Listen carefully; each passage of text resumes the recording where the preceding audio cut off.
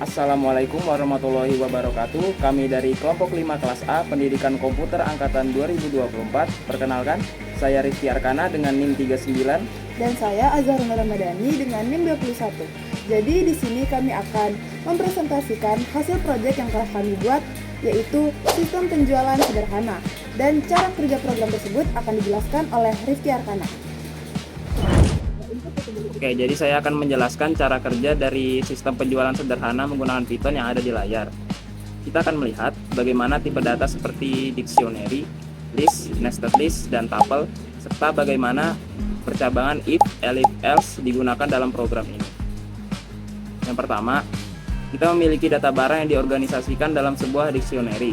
Dictionary ini menyimpan kategori barang seperti elektronik, furniture, dan clothes. Masing-masing kategori berisi list barang-barang yang termasuk dalam kategori tersebut.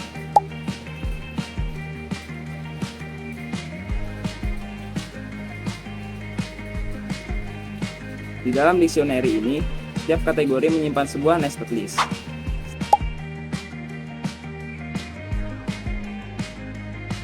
Setiap item di dalam list adalah sebuah tuple yang memuat informasi barang seperti nama barang, harga, dan stok yang tersedia.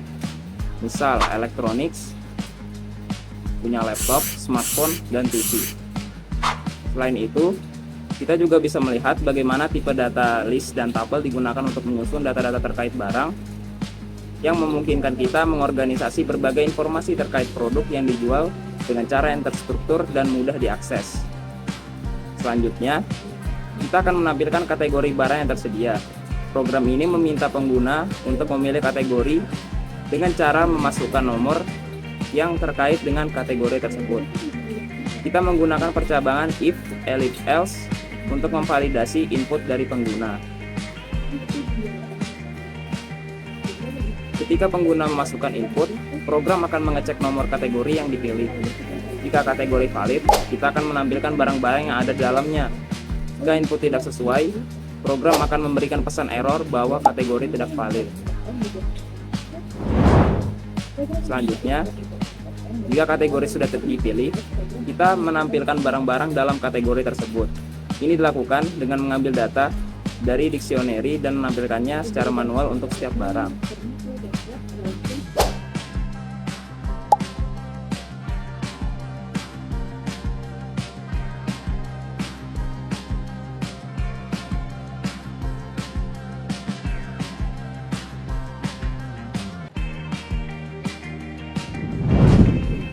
Setelah barang ditampilkan, pengguna akan memilih salah satu barang untuk dibeli dengan memasukkan nomor barang tersebut. Pilihan ini juga divalidasi dengan percabangan if, elif, else untuk memastikan input valid.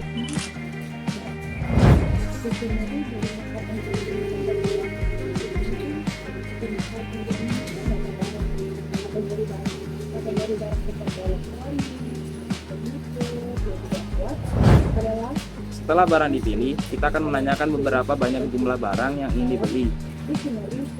Program ini kemudian memvalidasi apakah stok barang mencukupi atau tidak. Jika jumlah valid, program akan menghitung total harga yang harus dibayar. Setelah menghitung total harga, program akan menampilkan total yang harus dibayar dan melanjutkan ke proses memilih metode pembayaran.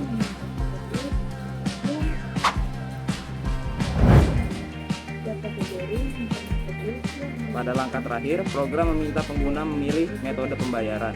Pilihan ini juga divalidasi menggunakan percabangan if, elif, else untuk memastikan input valid.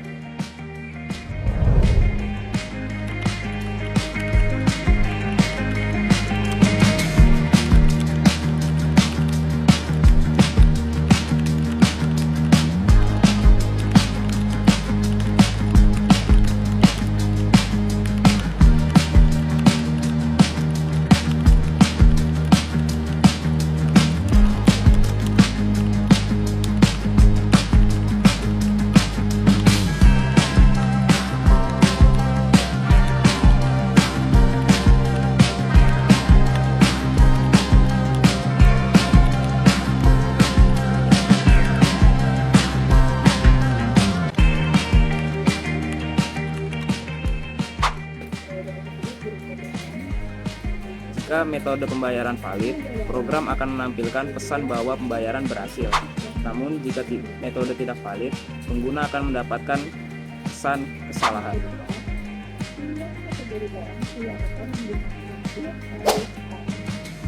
Itulah cara kerja sistem penjualan sederhana menggunakan Python.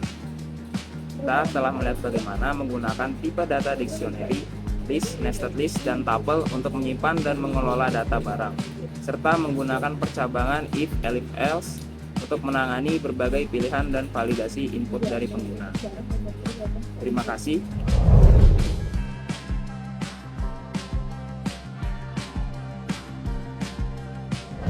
Halo teman-teman, saya Zahra akan menjelaskan program yang sudah dikerjakan oleh Rifki dan saya sendiri sebelumnya. Jadi mari kita mulai dengan bagian pertama dari kode program. Bagian pertama dari program ini adalah mendefinisikan data barang. Program ini menggunakan dictionary sebagai struktur utama untuk menyimpan berbagai kategori barang dalam dunia pemrograman. Dictionary digunakan untuk menyimpan pasangan, kunci, dan nilai. Dalam hal ini, kuncinya adalah kategori barang seperti elektronik, furniture, dan juga clothes. Sementara nilainya adalah list barang yang ada di setiap kategori tersebut. Setiap kategori barang diwakili oleh kunci dalam dictionary dan nilai dari setiap kunci adalah nested list. List ini berisi data barang dalam bentuk list lainnya yang mencakup nama barang, harga barang, dan jumlah stok yang tersedia. Sebagai contoh, di kategori elektronik kita memiliki 3 item, laptop, smartphone, dan TV. Setiap barang diwakili oleh list kecil yang berisi nama barang, harga barang dalam rupiah, dan jumlah stok barang. Memilih kategori barang.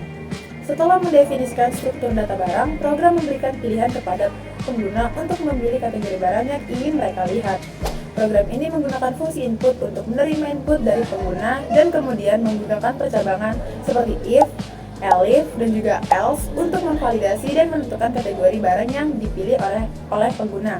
Dalam contoh ini, program meminta pengguna untuk memasukkan nomor kategori. Jika pengguna memilih 1, maka kategori elektronik akan dipilih.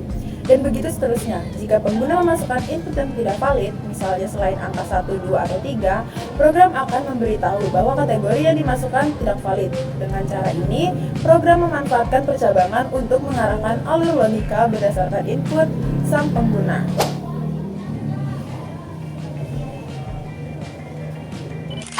Menampilkan barang dari kategori. Setelah kategori dipilih, program akan menampilkan semua barang yang tersedia.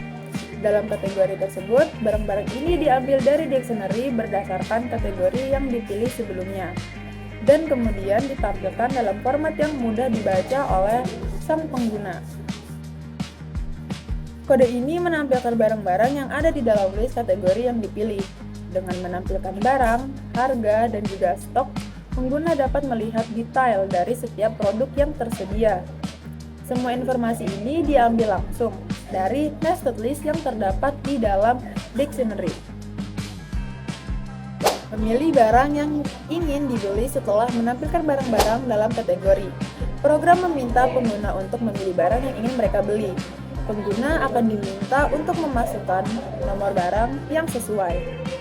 Dan program akan mengambil informasi barang berdasarkan pilihan tersebut. Seperti sebelumnya, percabangan ada if, ada elif, dan juga else digunakan untuk memvalidasi input ini. Pada tahap ini, jika pengguna memasukkan nomor yang sesuai, program akan mengambil detail barang yang dipilih dan menyimpannya dalam variabel item. Namun jika pengguna memasukkan input yang salah seperti nomor barang yang tidak ada dalam list, program akan mengeluarkan pesan error dan memberitahukan bahwa input tersebut tidak valid. Memasukkan jumlah barang yang ingin dibeli. Setelah pengguna memilih barang, mereka diminta untuk memasukkan jumlah barang yang ingin dibeli. Program kemudian mengecek apakah stok barang mencukupi.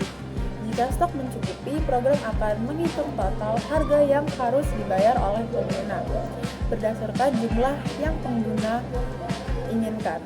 Jika tidak, pengguna akan diberitahu bahwa stok tidak cukup. Program ini memeriksa apakah jumlah barang yang dimasukkan valid dan apakah stok cukup. Jika jumlah yang dimasukkan lebih besar dari stok yang ada, program akan menampilkan pesan bahwa stok tidak cukup. Jika jumlah valid, program akan mengurangi stok barang dan menghitung total harga yang harus dibayar oleh sang pengguna. Memilih metode pembayaran. Langkah terakhir dan memilih metode pembayaran. Program ini menawarkan 3 pembayaran. Yang pertama pembayaran tunai, kartu kredit, dan juga transfer bank. Pengguna diminta untuk memasukkan metode pembayaran dan program akan memberikan respon sesuai dengan pilihan pengguna. Seperti input sebelumnya, program memanfaatkan percabangan untuk memvalidasi pilihan ini. Jika pengguna memilih metode pembayaran yang valid, program akan mengonfirmasi pilihan mereka. Jika input tidak valid seperti memilih nomor yang tidak sesuai, program akan menampilkan pesan bahwa metode pembayaran yang dipilih tidak valid. Ini adalah langkah terakhir dalam alur program sistem penjualan sederhana ini.